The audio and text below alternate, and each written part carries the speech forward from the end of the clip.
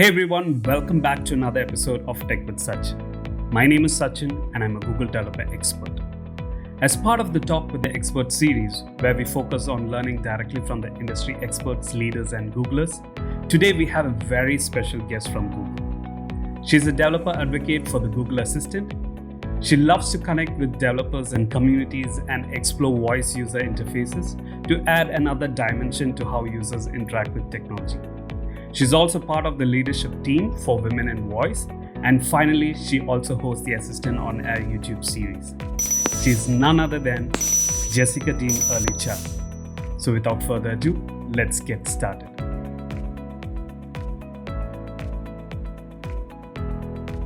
Thank you so much for joining us, Jessica. It's an absolute pleasure to have you on the channel. Before we get started, we would love to know a little more about yourself and your life in Google. Oh my gosh. So as you said, I'm Jessica. I'm a developer advocate, and working at Google wasn't what I expected my life to end up. So the first 10 years of my career, I actually was a nonprofit. So I was working with at-risk female youth for 5 years. And then the last 5 years was working in mental health. So definitely a lot of people work, which was a lot of fun and fantastic. But then I decided to transition my career and actually went to a software boot camp. And I stayed there for 2 years teaching because I definitely am of the philosophy. The best way to actually really understand something is by teaching. And so I stayed there with the hopes of being able to learn more. And that's what led me into more of the public speaking and teaching tech. Because if you can get in front of folks and do live coding to people who are just learning how to code, that's terrifying because they pay good money to learn and they want everything perfect. So getting comfortable with that really allowed me to go and do lightning talks and go out and do that in other venues, which kind of snowballed. It started off as smaller lightning talks to bigger talks to full talks. And that's how I got onto Google's radar. And honestly, when I got the email from a recruiter, I freaked out and actually deleted the email. And then I had to Google how do you undelete emails in Gmail. And because I wasn't expecting that at all. And it wasn't until I got let go from that bootcamp because we grew too big and we had to downsize that I was like, okay, what's this whole DevRel thing that this is all about? And through that, I was able to just do that process. And I passed the interview challenges and got through. And once I joined Google, I had several teams interested in me, and I had the choice of different products. And I chose Google Assistant because voice is fascinating. Like the technology is so new, and there is no kind of this is how you do X yet. And so to be part of the forming and be part of the folks who are helping to influence it, I think was really exciting, especially because I get to meet people like you and be able to work with amazing other talented people around the world. So it's kind of like life journey in a nutshell. Wow, that's amazing, Jessica. You are a true inspiration for us and the entire developer community. And for our viewers who's actually watching this video right now, get familiar with this face because she is the face of Google Assistant. That's really sweet of you. So Jessica, before we actually dive deep into the new tool, can you tell us what is Actions Builder? Great question. So Actions Builder is the way that you can create your conversational model all in the Actions on Google console. So historically, when we first launched Actions on Google, what you would do is you create the project in Actions on Google console, and then you would develop your conversation in Dialogflow, which is a fantastic tool. But you had to go somewhere else and build it there and then import it and connect it into an integration into Actions on Google. And that workflow wasn't necessarily the best for many developers. I know for me personally, it was like, okay, I'm using Dialogflow, but I'm using AOG's client library versus a Dialogflow client library. And there's kind of differences because Dialogflow is aimed more towards kind of chat conversations versus natural language conversations with your voice. And so there's some things that didn't kind of align. And so we went out and we decided to build based off of the kind of similar NLU and actually made the NLU better. We decided we should build this out and create a tooling for developers for Google Assistant. That way they have everything in one spot And can we make it easier and better really for creators? Because creators of actions on Google, kind of actions, are not just developers and they're not just conversation designers. They're both ideally. Ideally, you want to have two people working on this. And we could see in the future, there are going to be more teams. And so we were trying to think of it in that lens. And so Actions Builder is a new mental model on how you could think of conversations. And there's new terms and there's kind of a new way of building. But the key thing is there's Actions Builder, which is the GUI. It's kind of a nice representation of the conversation that's fairly friendly, and it's easier to kind of follow and track where you're at in the conversation. And then there's also Actions SDK, which is a file-based representation of the same project. And so with these two toolings, what you could do is you could build an action and you could build it in the tooling and environment that you're more comfortable with. I know for me personally, I like the blend of both. I'm a very visual person, so building kind of the outline and what I'm doing and how the conversation is going to happen using the GUI, using Actions Builder is fantastic. But then also being able to pull that project down locally and be able to use version control and know kind of where my conversation is and kind of have a stamp on like, this is a good working project, and being able to share that easily with others is fantastic. So there's these two tools that work really well together that could support. And so that's kind of the what and the why of Actions Builder in general. But there's a lot of new terms and mental models for this. Well, that's actually pretty cool. While working with developers, I always had this challenge of introducing two different platforms to build one conversational action. I'm so happy and glad that we finally unified this whole thing together using the Actions Builder. Now that we actually understand what is Actions Builder, Jessica, what are some of the advantages and benefits of actually using this new tool?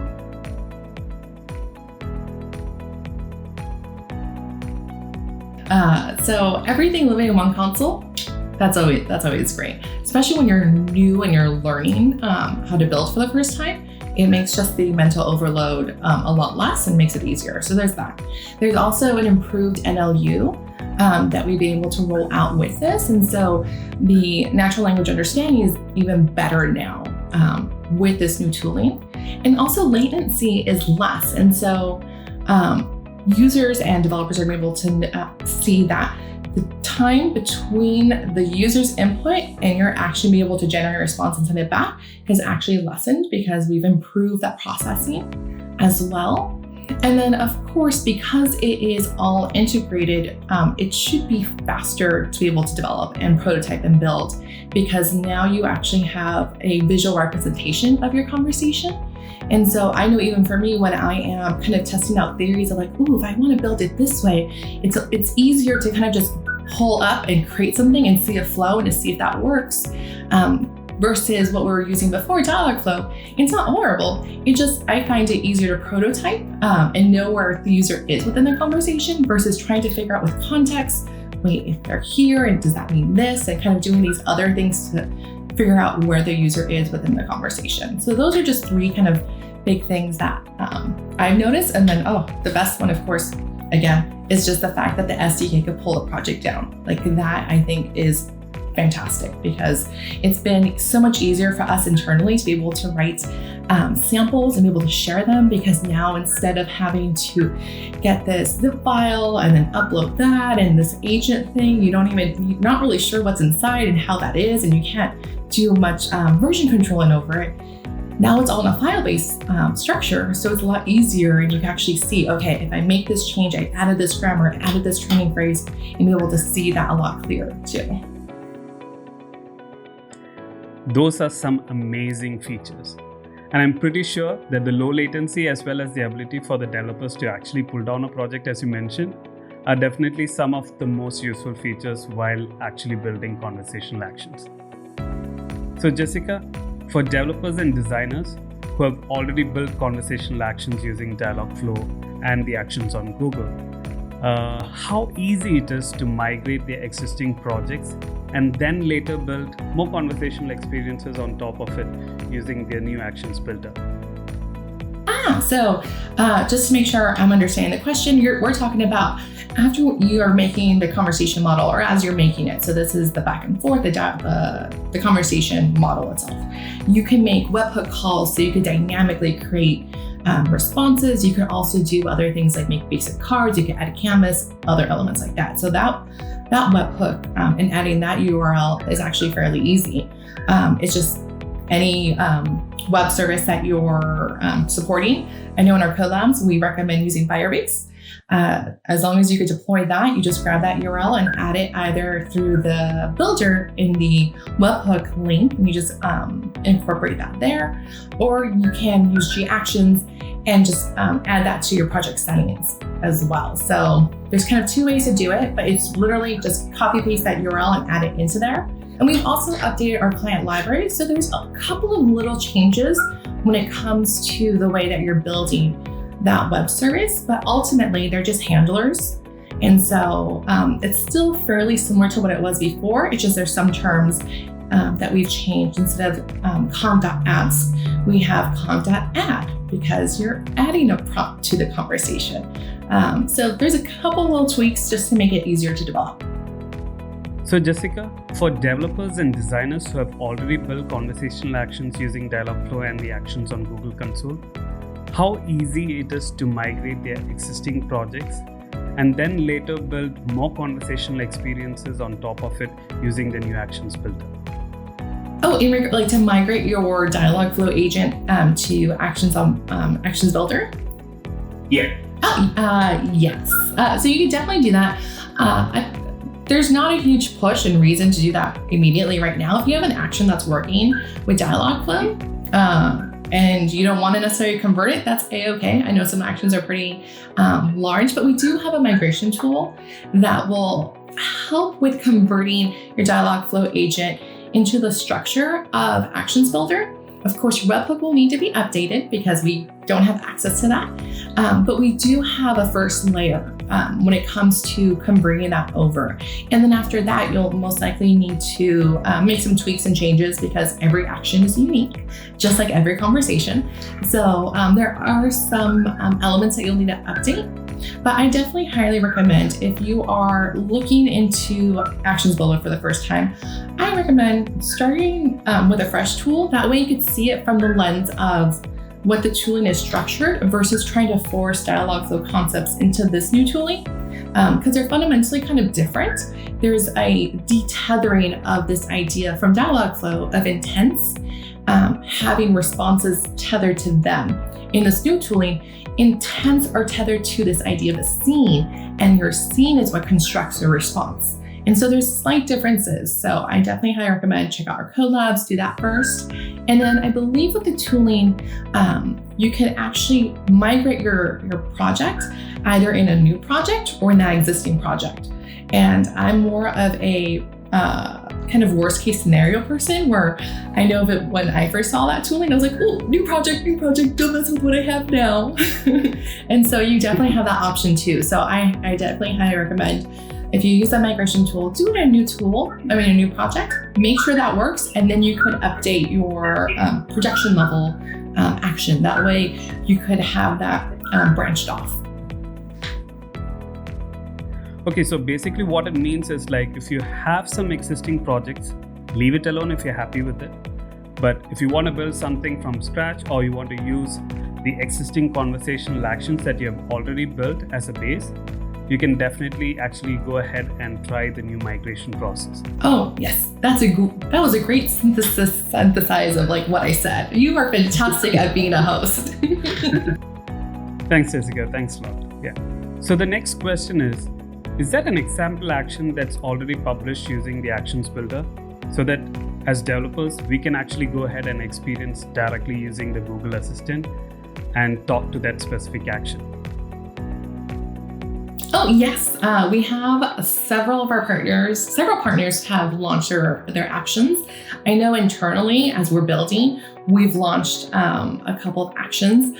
I have one called Fate and Fortune that is out there. That is the codelab that we have for level 1 and 2 is based off of.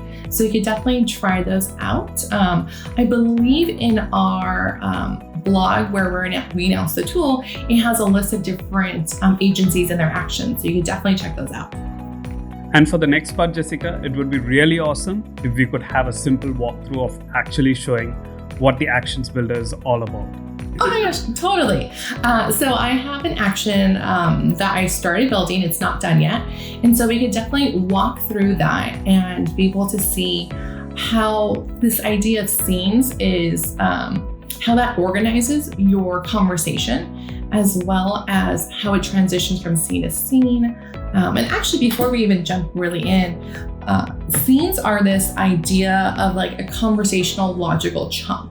And so you can think of it like scenes in a play. They're a moment within an interaction or within a conversation that things happened. Kind of like with this video, we had kind of our greeting scene where, you introduced me, you said hello to the audience, and there's that moment within this flow that exists. And then we transition to asking me questions. So that could be its own scene. And so scenes are this idea of organizing your conversation. And then within a scene, there is all your logic within that. And that is the fun bits. So let me actually transition to my screencast. Okay, so Sachin, we're here in our Actions on Google console. And this is an action that I've already built out some, but we'll walk through this and build out a little more. So generally when you get started, it drops you into this, when you click Develop tab, it drops you into the settings. So that's the invocation name, right? Correct, yeah. So this name is when you say, hey G, talk to, this is the name of the action. So because this is a demo, this is just a Actions Builder demo name. For our viewers' sake, we need to follow certain guidelines and policies that's mentioned, like, for example, you have to use multi-word instead of single words, etc. Right? Oh yeah, something that I like to do is during testing, as I'm testing it, is try to invoke it with my own voice. That way you could hear if something is if it's a word that is easy for the NLU to pick up. Because if you're having a hard time saying it and it getting activated, most likely your users will too. There's also this help button that will give you more information about how to choose your name. And you could open the window and it takes you to the docs page. And so it goes into all the details and kind of the rules for naming your action too. So great. Yeah. So after you named it, you don't have to, but I've named it this for this one. And the next thing you would do is go to your main invocation. So we're going to click over here on main invocation. And I really like this because this really highlights the GUI of this and how it can show you the flow. And so when a user says, hey G, talk to Actions Builder demo, it is going to invoke your action itself. And so here it says it very explicitly.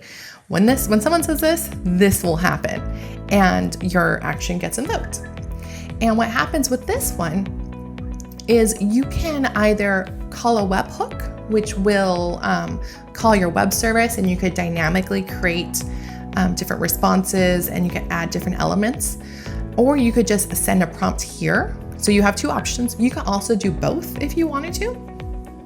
And with sent prompts, we have it structured in YAML and JSON. So you could choose the one that you prefer. I know for myself, I find YAML to be a little cleaner when it comes to the information. And you can add in your speech and your text as well. So this is where you would actually add the content that was going to be given to your user when they say this, talk to Actions Builder demo, your action gets invoked. This prompt gets added to the prompt queue. So Jessica, this is more like a welcome greeting, right? Exactly, totally. It's like you can read my mind. I love it. Yeah, I like to think of it that way. This is a perfect spot to add that welcome component to it. This is great when I would, if this is a bigger project, I would add the webhook and have it dynamically check, hey, have I seen this user before? If I had account linking, I would check to see if I have any data. So instead of just being like, welcome to Actions Builder, it'd be, let's say, Sachin, you were part of this, you did account linking on this action. I would love for it to go, welcome back, Sachin, like, welcome to the Actions Builder, and be able to acknowledge you. Like, you could do a lot of great personalization here. That's perfect. So as developers, we have both YAML as well as JSON representation. So before we actually move on to the next one, can we add SSML into this? You can. So you can add SSML into this prompt. Sneak peek. That's I have that added to one of the prompts later on, so I could definitely show you how that looks like. But you can add SSML directly into here, which is great. Perfect. You can also do other things, like you can click here on this content and it gives you a basic card. And so you can have a basic card in here where you can add in the title and the text of the card as well. So there's a couple more things you could do in here besides just the straight text. Sure. And just a clarification, when it comes to this speech and this text, this is the way the action is going to say and pronounce the message, and this is what is going to be displayed on the user's screen. So you can definitely have this be different. And there might be times in your prompt you would want to change up potentially the grammar. So maybe you might want to have a period instead, or you might want to add a little break by adding a comma. So you could do some really fun stuff in the speech using SSML, especially, that users won't have to they won't notice, because your text is going to be the raw text, the regular text. So by default, this would automatically handle all the different types of devices or surfaces. Like, what I mean is, let's say a Google Home or a smart speaker, as well as smart displays as well. So in terms of smart displays, both the speech and the text element would play a major role. And in terms of smart speakers, only the speech tag would be read out, right? Exactly. Yeah. So Google Assistant will handle that for you. So if you provide both, you're giving yourself more functionality. But let's say if you only did text for some reason, I believe our backend will actually process that and translate that text into speech as well. So if you only provide one of the elements, it will be used for both. Yeah. So that way, if you wanted to have it explicitly pulled out, you totally can. If you only have one, it'll be used for both of them. So once this gets invoked, your action, this message gets added to the prompt queue. And the prompt queue doesn't get released until there's a moment in the scene that it all gets released. So just think of it as like a little bank where it's on the conversation object and it's added this prompt to that. And then we're going to scroll down. And in here, this is going to be our first transition. So we're going to transition to our first scene, and our first scene is called Start. I called it that because I thought it made the most sense, but you can call it anything you want. So this was a scene that you actually created, right? This is a scene I've made.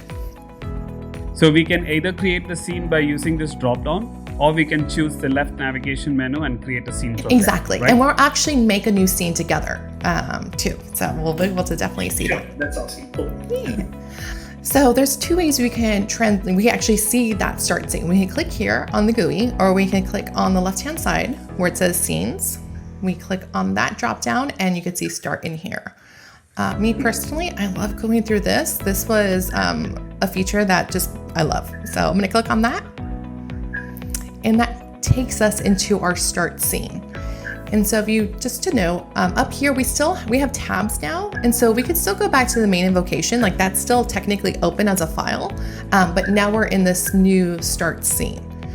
And this is totally cool, Jessica. Just the ability for you to actually click and navigate to another scene, and for you to have the ability to kind of have a complete blueprint of your entire conversational design and flow makes this great feature. Yeah, yeah. And again, this is why I like to start off using Builder, because you could see where you're going, and especially when your first couple of actions that you're building, it's really helpful. But then once you kind of understand the mental model and you're like, oh, okay, it's a lot easier to build using the SDK. So now we're in the start scene, and what I really like is you can use the visual to help guide you on how the conversation will flow.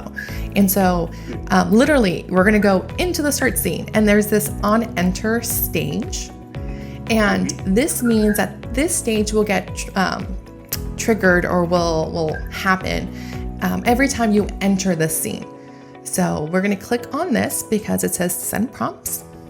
And I've actually added already a prompt. And so here I have my question for the user. Can I give you a silly nickname based on a few simple questions? And again, you could have called your webhook, but instead I decided just to use a simple prompt. And you could add suggestion chips in here too. So I added a yes and no suggestion chip. So you can actually type this, or you can actually go ahead and click on the buttons at the bottom, make use of the UI suggestions or the click suggestions, right?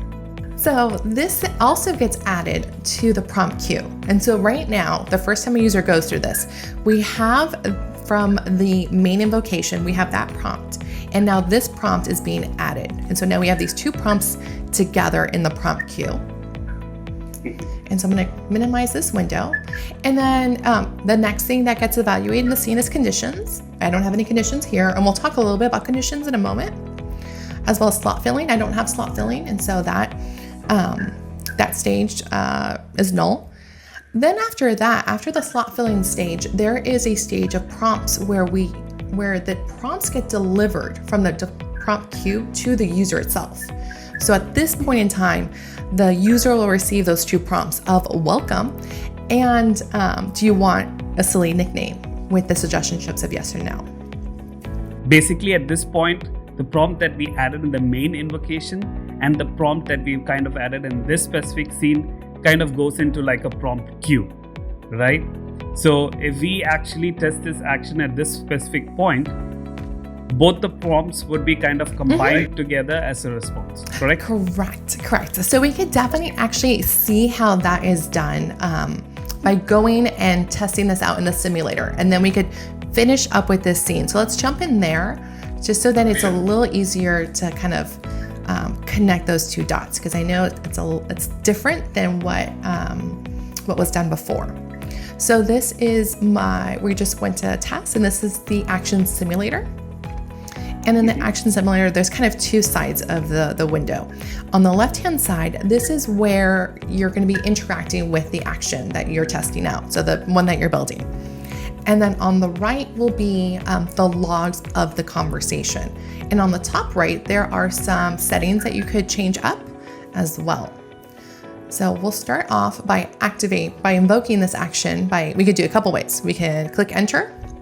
We can click on this mic and open the mic and say it, or we can click on the suggestion chip. So let's activate this or invoke it. Let's get the test version of Actions Builder demo. Welcome to Actions Builder demo. Can I give you a silly nickname based on a few simple questions?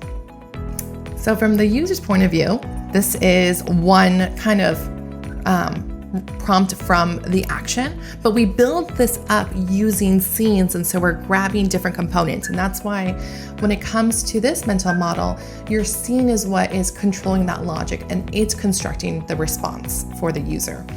And if we go to the right, over here, if we click on this arrow, this will actually open up the log even more. And so this is what the user says, and this is what the action says. And if we click here, you can see the user's input. Well, actually, the first one is never great because Google Assistant handles that. So what happens is it starts the conversation. This one's better. And the user's input actually gets matched to this intent of actions intent main. And it will transition us to the start scene. And it's added that welcome to Actions Builder demo to the prompt queue. And if we keep scrolling down, the next log is on enter on start scene. And so you can see on enter on start. What we've done here is we've also added that prompt to the prompt queue. So that prompt gets added. So now it's that longer prompt as well as the suggestion chips. And then after that, you could see that now the action is waiting for the user to say something. And so you can actually see what is happening within the logic of the scene. and you could see which scene you're in and how you went from one to another. So this is a really great debugging tool. Jessica, this is an excellent feature. I mean, as developers building conversational actions, sometimes it's actually pretty hard, and you can actually get down to a specific wormhole where you have too many conversations, you don't know where exactly you are in a specific conversational flow. And with this new event logs, we can actually have an entire flow of events of what's actually happening behind the scenes.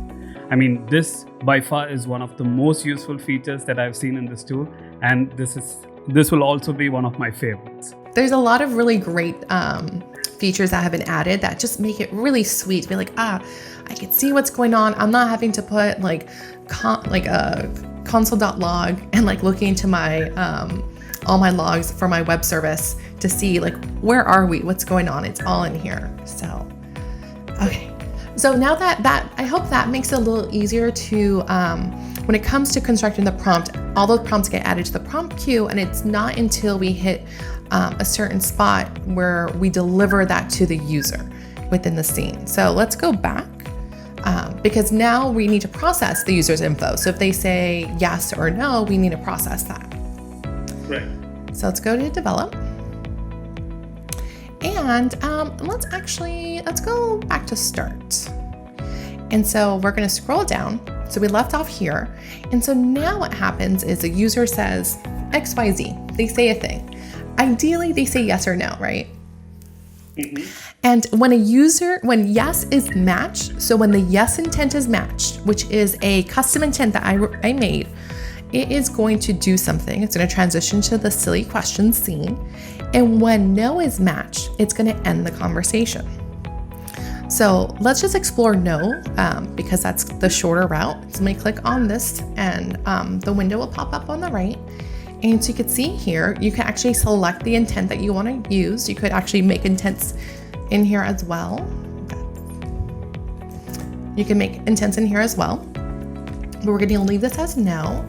And we are going to scroll down. Again, we could call our webhook if we'd like, or we could just use a send response. And for this one, if a user says no, they don't want to have a silly question, I'm going to acknowledge them by saying no worries. And then if they ever want a silly nickname, they know where to find me, and then just saying goodbye. And if I scroll down, then I could add as a transition, this is the end conversation, which is a system scene. And so we've provided system scenes that are available to all actions that do different functionality. And so this one will actually end the conversation and stop the action completely. So that is the one I've chosen for this. So, go ahead. In terms of this specific yes and no intent, these were actually created using this specific tool as well, right? Exactly, yes. And so let's check out how that was made. And so I'm going to go on the left-hand side under intent. We're going to click on that. There are a few intents in here. So by default, everyone gets the system intents of no match, no input, and cancel. And cancel is whenever a user says cancel, the conversation will end. And so that comes by default. No input is an intent where if your user is on a speaker-only device, they are and they don't say anything within the time limit, the mic gets closed because we don't want the mic open forever, and that will trigger and match to this no input, so that way your action knows they didn't say anything, and so you can give them a response to kind of nudge them to continue. And then no match is what I like to think as the else statement when it comes to intents. If it doesn't match with any of the other intents, this is our kind of else statement. This will at least provide something to the user. We'll say something to them. And so the tooling provides these three for you. So if the conversation or the response is irrelevant of what the action is meant to do, it would automatically fall into the no match intent, correct? And we have in our no match, we have kind of generic responses, but I highly, more than recommend, this is something you should definitely do if you're making an action for production, is have these be customized. And because they're system intents, they get matched anywhere in the conversation. And so what you could do is you could have your no matches, no input and cancel. You can have those make a call to your webhook. And in your webhook, you can go and through the client library, figure out what scene they're on and give them the appropriate response or kind of prompt to return or rephrase that question. And so this is really great. But I wanted to make a yes intent and a no intent. And so I've made these. So let's check them out. I'm going to click on yes. And what these intents do is we're extending Google Assistant's understanding of what we are going to classify as a possible kind of functionality or request a user can have. And we do that by identifying those intentions of a user. So I have this really high level idea of a yes intent. Someone's agreeing to whatever I'm asking. And we add training phrases. We add training phrases to that. So then we can give a variety of different ways a user might express this intent. And Google Assistant will use that in its own machine learning model to expand and go, okay, from these the sample training phrases, what other variations a user might be able to say to that could match to this intent as well. So I have a couple of different variations. I actually also have just a why, because I know when I'm on my phone, I don't want to type everything out. And so I'm also thinking about it in the lens of it being a multi-modal experience. And so you could do things like that to make it easier for your user.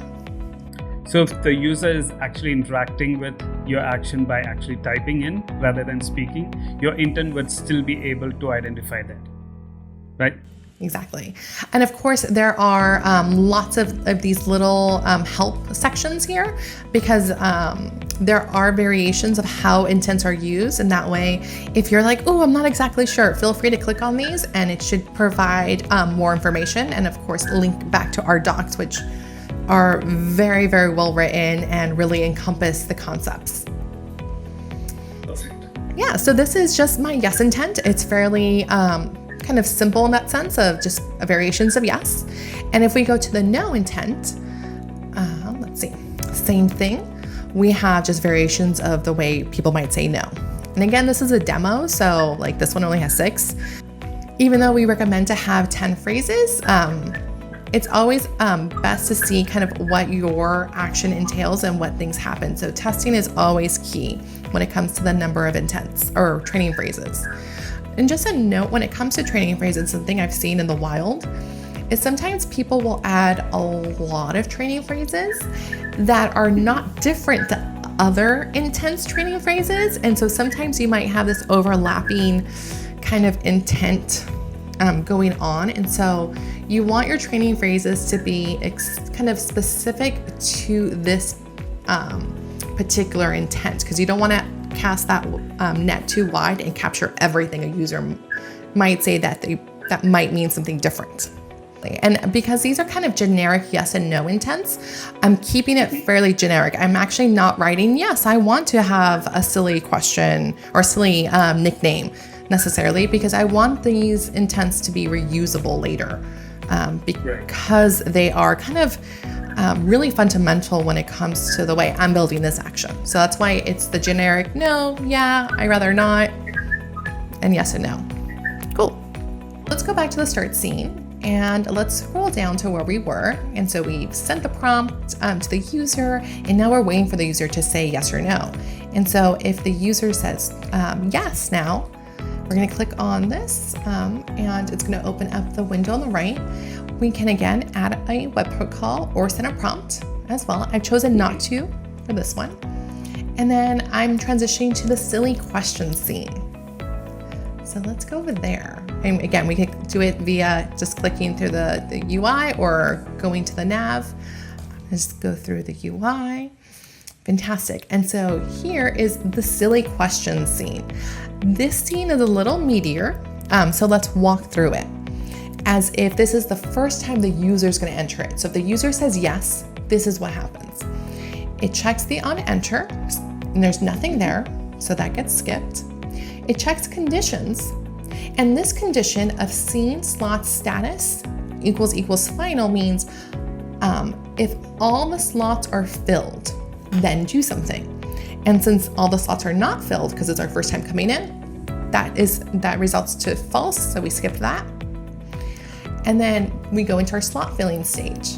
And in here we have 2 slots, and they're both not filled. And so what happens, it's gonna get the first one, which is favorite color, and it's gonna process that one by adding the prompt to the prompt queue. So let's click on favorite color. So Jessica, I do have one question here. Sure. From a condition standpoint, can we go back to the condition? So what exactly does this condition here mean from a conversational flow standpoint? So we have if scene.slot.status is equal to final. So what does that exactly mean from this flow standpoint? This means that this particular condition is going to check if slots are filled. And so if the slots were already filled, this would be satisfied and it could go and do something different. And so this is a way that you can see if potentially if this is a new user, or you could add other logic by clicking on this condition. And this is just an expression. So you just do an expression that resolves into true or false. And you could have the conversation branch off of that or change using this. This particular one, I did not. So in this case, when the conversation comes to this specific scene, the first thing that it checks is the condition. And based on the condition, it would then immediately go down and check the slot filling section. And once based on the condition, it would then check if all the slots are filled. If the slots are not filled, it would then go into each of those slot filling sections, correct? Correct. Yes. So it checks to see if these slots are filled, and because they're not, this results into a false. And so it moves to the next stage, which is slot filling. And from a developer's perspective, if we would like to know what are the other conditions or syntax that's available, what's the most easiest way to actually get that specific answer? Definitely. Right here, there is a spot where need help with entering conditions. You can click on that. Yeah. And so here it actually has more explanation that, how they get resolved, as well as I believe here, right here is a spot that you could check on the syntax. Awesome. And it also provides other examples. So you could do things like you could check to see if the user has account linking. You could check to see, you could expand this and actually check to see if the users, all the slots are filled. And I don't have the syntax off the top of my head, but something to the effect of I think it's session.params. and then favorite color, which is one of the slot names. If that is equal to red, it could do something different. And so you can add more expressions and logic here too. But the first time a user comes in, this is not true, because all the slots are not filled. And so it moves over to the slot filling stage. And then it goes into favorite color. And so let's click on favorite color to explore that one, because this one has a couple of different elements. The first thing is we're using this idea of custom types. And we provide system types like number, date and time. And you can create your own types. And I believe in Dialogflow, these were called entities, right? And with this, it's a fairly similar one-to-one. And so you could go in and tell the console that there's this idea of color, and these are examples of color. So let's go jump into that first, and then return back to slots to see how that's used. Sure. So again, you could also, same thing, you could click here and add a new type dynamically here, or you could go into the left-hand side, click on types, and you can actually add it with a plus sign. But let's click on color. So this is more or less equivalent to the same concept of entities in Dialogflow. It's fairly similar, yeah. And it has a lot of the same similar functionalities like Dialogflow, with fuzzy matching and other elements. And down here, if I scroll down, there is that key value pairing. And so similar to Dialogflow, types are this key value. And actually, let me just scroll down all the way. And so the key is the kind of larger idea of the values. And so for me, I have several different colors. So here is pink. And on the right-hand side, I have different variations of pink that I consider to be variations. So something that you could definitely change this up however you want, but this is really great when you're having your own brand or your own services, because then you could be very explicit of, you know what, we sell this merchandise and this is how it's expressed and this is how it's shared.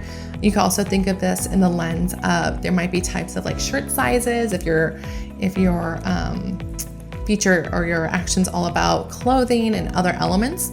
And so this is a way that you could say, there is this idea of color, and here are the different colors, and then here are the different variations of that particular color.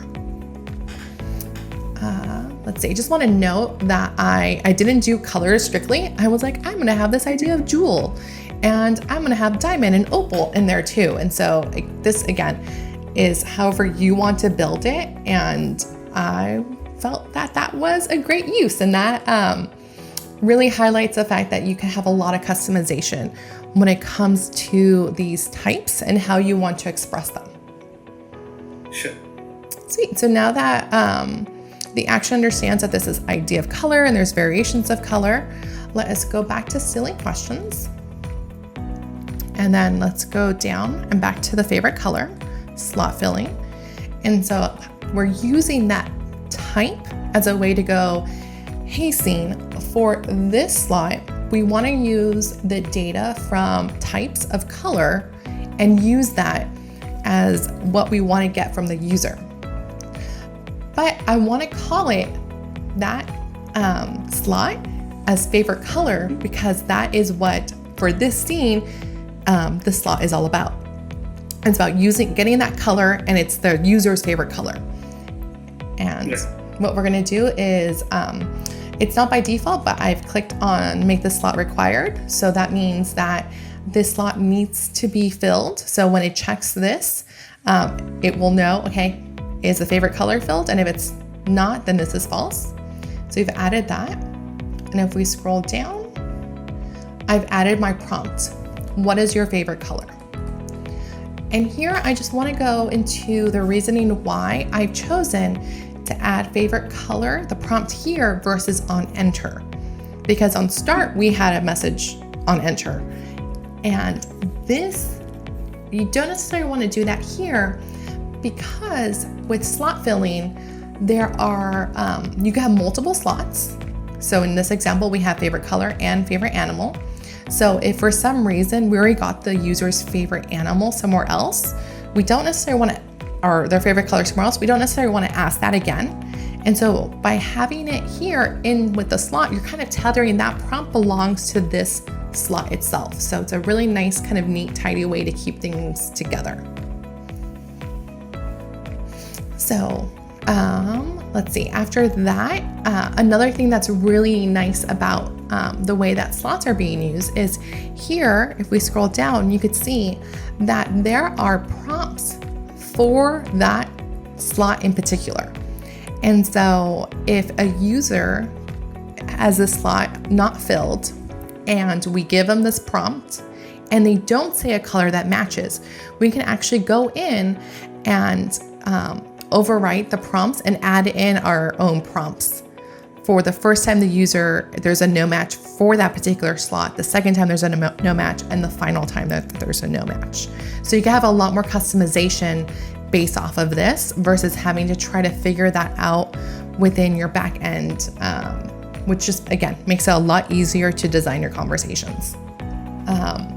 That is a slot. And so what has happened, again, we've transitioned into this new scene. It's gonna grab this prompt and add that to the prompt queue. Let me minimize this favorite color. And it's only going to do one slot at a time. So it's actually, once it adds that, it's, even though the favorite animal hasn't been filled, it's not going to actually add that slot's prompt to the prompt queue, because you never want to ask somebody 2 questions at once, because most likely they're not going to answer it right. Or it's going to be hard to process, and it's not a great feeling either. So that gets added to the prompt queue, and then we're in this spot where that prompt gets delivered to the user. And so the user is going to get that question, what is your favorite color, along with the suggestion chips. And when they choose a favorite color, what happens is that slot is matched and we go back up to conditions. So within the scenes logic, after the user has said something and it matches the slot, it goes back up and checks the conditions. Right now with this scenario, the conditions are false because we still have favorite animal to do. And so it'll go down, check slot filling, favorite color is done, and so then it moves to favorite animal. And so let's click on that. So after each prompt, it will check the condition and see if it satisfies or not. Only then it would move on to the next prompt. So it wouldn't actually go ahead and validate both the prompts at the same time, right? Exactly. Yeah. And so for the favorite animal, it's the same thing. I made a type called animal with a bunch of different varieties of animals, and I'm going to call it in this slot favorite animal. I'm going to make this slot required, and I'm going to scroll down, and then this is the prompt. What is your favorite animal? I'll give them a few suggestions, and that gets added to the prompt queue. And then we get to this spot where that prompt queue gets delivered to the user will get the question, and then they're gonna hopefully say one of the animals. And then with that input, if they say one of the animals, it goes back up to the conditions. And now we have both favorite color and favorite animal now. And so this is now resolves into true. So let's click on that and see what that looks like. So let's scroll back up. This is now true. And what we're going to do here is we're going to send a prompt. And in this prompt, I've actually added SSML in this one. So there's a few things happening here, right? So we have SSML here, and all you have to do is just add the speech tag open and the speech close tag. I've added a break time within this. And so it's going to say this portion of the phrase and add in 2 seconds. And then what I'm doing too is I am capturing the data that the user said. So I'm using this $session.params favorite color, which is saying for this session that we're in, on the parameters, I want the favorite color. So I want that to be written within the prompt, as well as the favorite animal. So what the user is going to see is those 2 things resolved. And then it says the brilliant. So it's going to be something to the fact of like Violet, kitty, or cat, the brilliant. And so that gets added to the prompt queue. And if we scroll down. And for our viewers, SSML is nothing but speech synthesis markup language. It's similar to HTML, but for voice. Yeah, oh my God, you are fantastic. Yes, I totally forgot to say that. Yeah, it's a lot of fun. I also like to think of SSML as almost like choosing the right image on your web app. Like the image and the colors can really change the feel of a web app. And by changing and modifying your text to speech, it really could create some fun experiences. You can also add music and different sound effects too. Lots of great fun in here. You can also change certain things like pitch from your spoken text. So SSML is an awesome feature, and I would highly recommend that everyone who's actually using conversational actions to implement SSML. Yes, thank you so much. So this prompt gets added to the prompt queue. And if we scroll down, what happens right now is there's no transition. So nothing will happen. It actually will end the conversation because it'll check back conditions will be true, and it'll go into this loop. So it will actually stop. So let's test this out and bring this all together. So let's go to the simulator.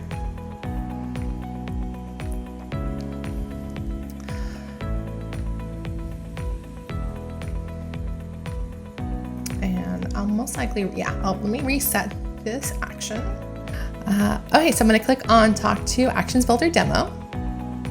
Let's get the test version of Actions Builder Demo. Welcome to Actions Builder Demo. Can I give you a silly nickname based on a few simple questions? let's do it.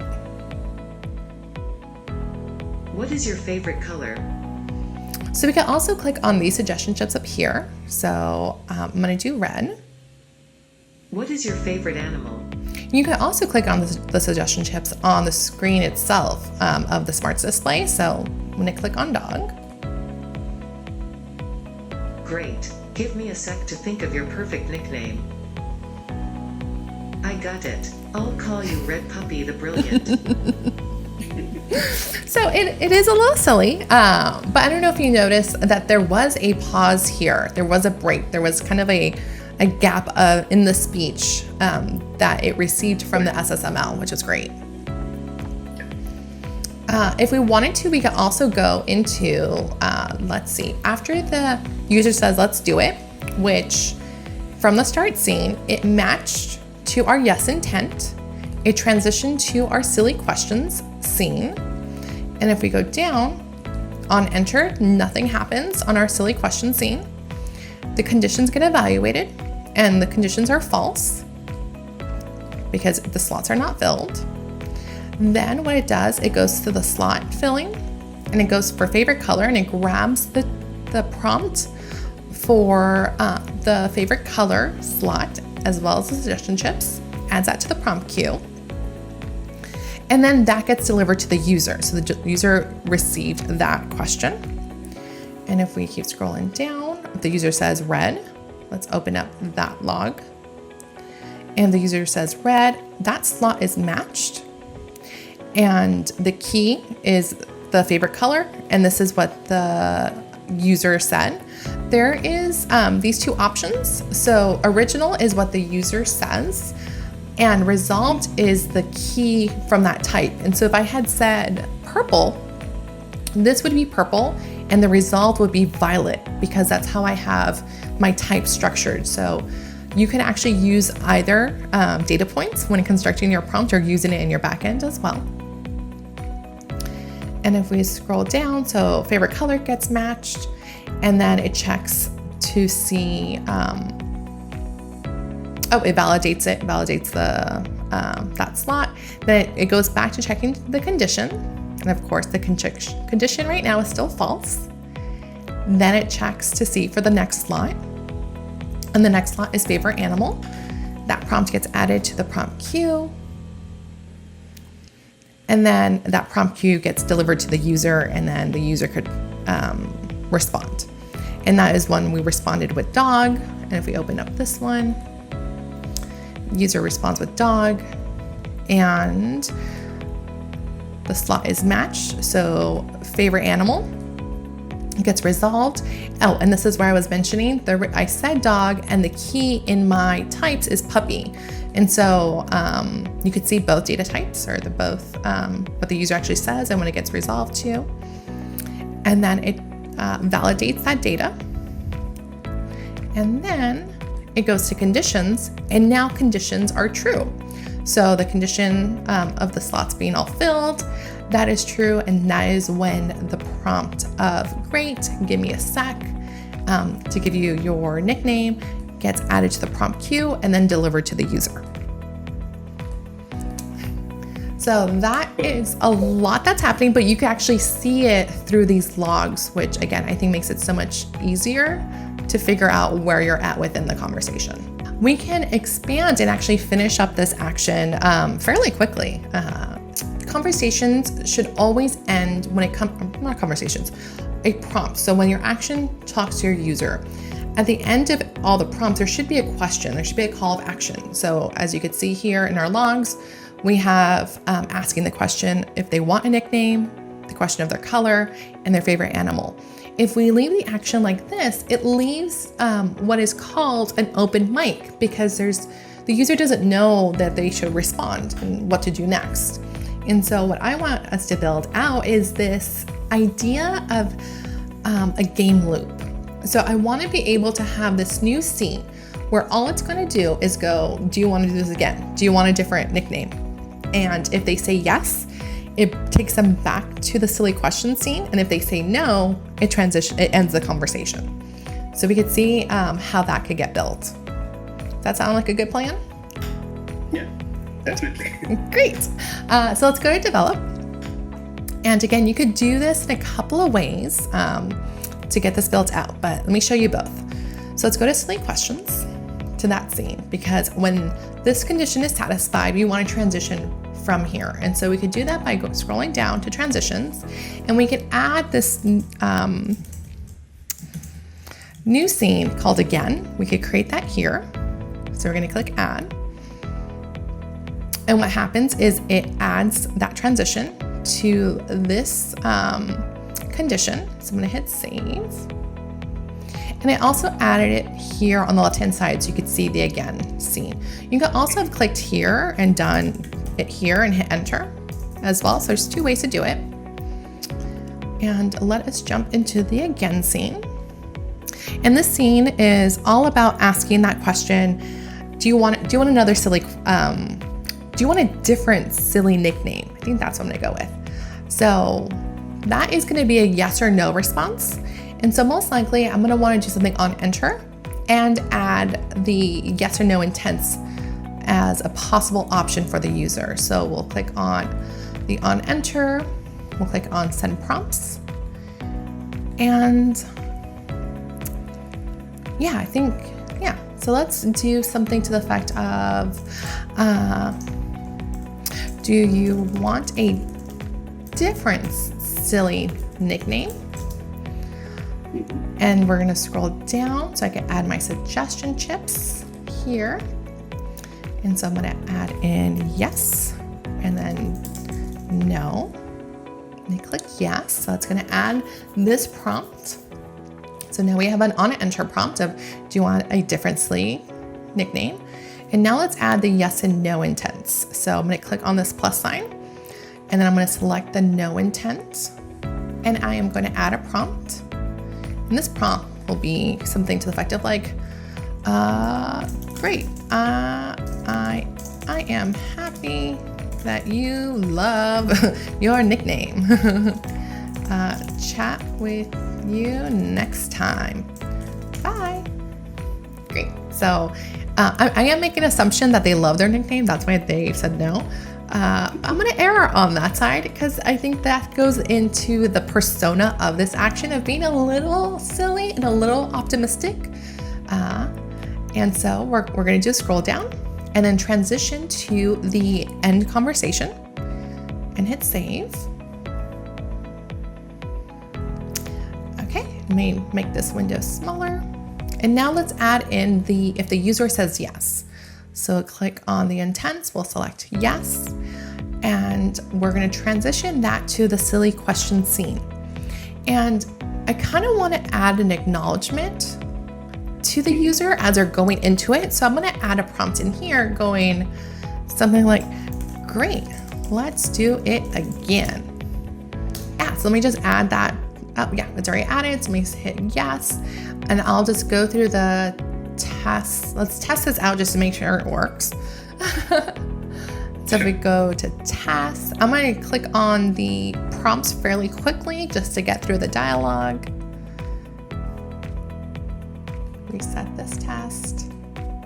So can we have a different device or surface option selected?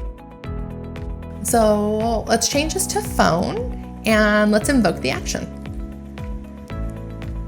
Here's the test version of Actions Builder demo. Welcome Let's to say yes. We want a nickname. What is your favorite color? Let's go with yellow. What is your favorite animal? We'll go with bird this time. Great. Give me a sec to think of your perfect nickname.